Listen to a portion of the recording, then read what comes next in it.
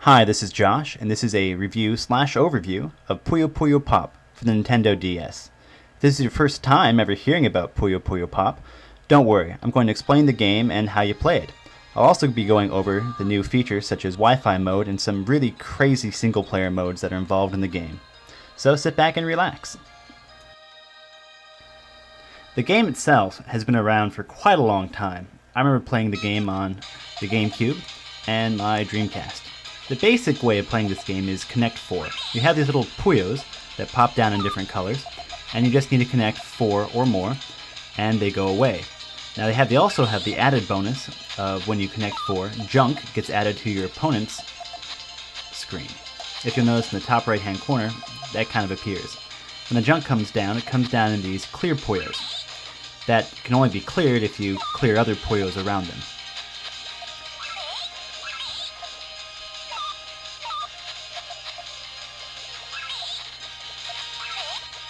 The eventual goal is to cause your opponent to, well, go all the way up to the top, kind of like Tetris. Once they go up there, they die. Game over. Now, because I'm colorblind, I'm going to change the way my Puyos look, something I'm happy about in this edition. I'm going to change them to shapes in the, well, Romanji of the proper color, because I have color issues.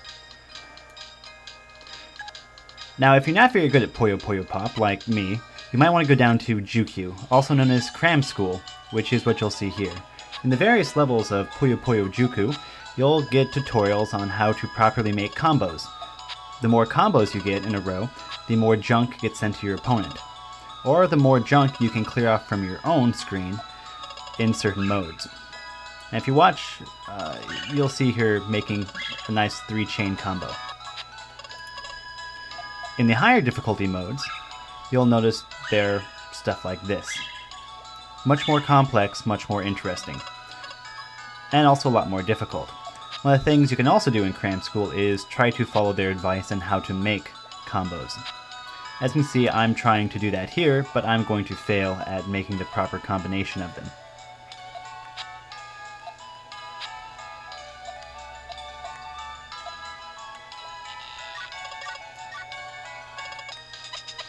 Now the bulk of the game is made up of single player mode. You select a character you want to play as, and then you fight against other characters in increasingly difficult levels. Before each fight is a wonderful little animated scene, and I don't really know what they're saying because I haven't taken the time to translate, but be sure it's cute. This swirling mass are the different modes you can pick from. When you click on one, you get that mode in this battle. I picked on this mode, which will cause a fever to happen if I have the right chain of events going around. Notice I have red R's and blue B's. I have colorblind issues. Now in the middle, you'll notice there are those little balls that are blinking up. That just tells you when you're going to hit fever mode, when they reach the top. And also the numbers that increase, that's the amount of time you're going to have in fever mode. When you play the game, or if you do buy the game, it'll become glaringly obvious how important fever mode is. Now, also on the twirling mode chooser, you'll have question marks. Those are different special modes you can come across that are different for each character you fight against. Such as this mode. I'm sorry I don't really know the names for all of these, but I'll do my best to make up something interesting, like calling this water mode, which you can notice instead of going from the bottom up, you're going from the top down. Something very weird, which makes you change your strategy completely when playing this game. I'm going to probably show off most of the modes, but not all of them just due to time, just the ones I kind of find fun and interesting. Once you unveil a mode in one character, instead of a question mark, it'll appear as the actual mode symbol in the later characters you face. This is block mode. Basically, instead of junk, your opponent sends you Puyos trapped in little blocks. When you put something on top of them, they crack, and a second one will cause them to break apart. This is both good and bad. Good, as in when they do break apart, they'll often make combos for you because you have a lot of Puyos sticking around, and bad as, well, it's a lot of junk still. But in my case here, it actually works to my advantage. One mode I find particularly annoying is bomb mode. Instead of junk, you get sent down little bombs that tick until they hit 0. When they hit 0, they explode, causing the Puyos around them to change into letter Ks. You can get rid of the bombs, like junk, by getting rid of Puyos around them, But when they do turn into Ks, it takes 2 times to actually get rid of them. Once, change them from Ks back into junk Puyos, clear Puyos, and then again to get rid of the clear Puyo. So a very annoying mode. Tilt mode is something very strange. Basically, after 10 seconds, your screen tilts around, so everything, well, changes. It's very odd because sometimes you'll get combos you don't realize, and it's very, very hard to, well, predict what's going to happen. And this happens over and over and over again. It really does mess you up, but it's kind of fun.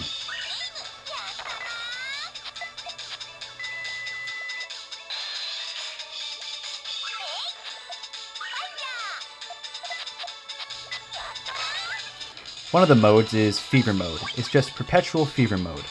You start out with a lot of junk on top, and you have to clear it away. Basically, you're trying to out-fever your opponent, or try to find better ways to clear out the number of fevered Puyos around. I'm pretty sure I've been saying Puyo Puyo wrong. I tend to switch back and forth. I'm sorry, I'm sure nasty comments will result from that. But basically you have unlimited, crazily eye-hurting Puyo mode. Yeah, it gets kind of annoyingly crazy. But rather interesting and rather fun.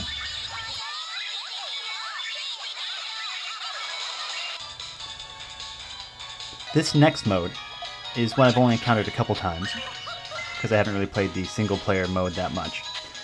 Basically, you're given a requirement, things to do, tasks, like clear a certain color Puyo, certain combo, and then it takes down your number on top.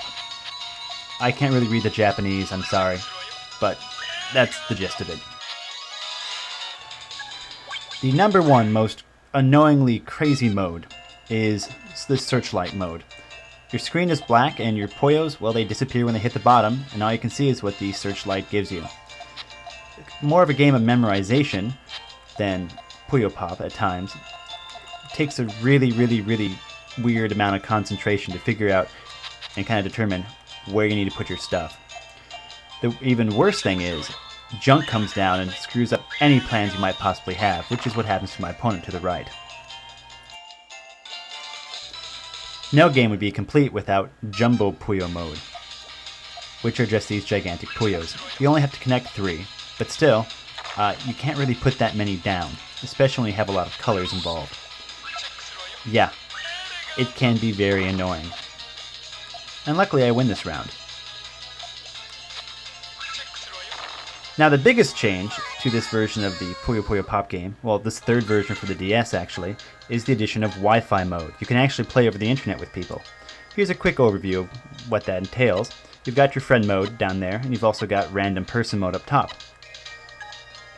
You have 2-on-2 action, or you have 4-person action. Here's a quick 2-person game, where I lose horribly. You once again pick your character, which doesn't really mean all that much, except for the animation involved, and then you duke it out. The winner of the game is decided by whoever wins 2 matches. In the bottom middle you'll notice their little empty stars. When you win a match you get a star, and if you win 2 matches you win the overall game.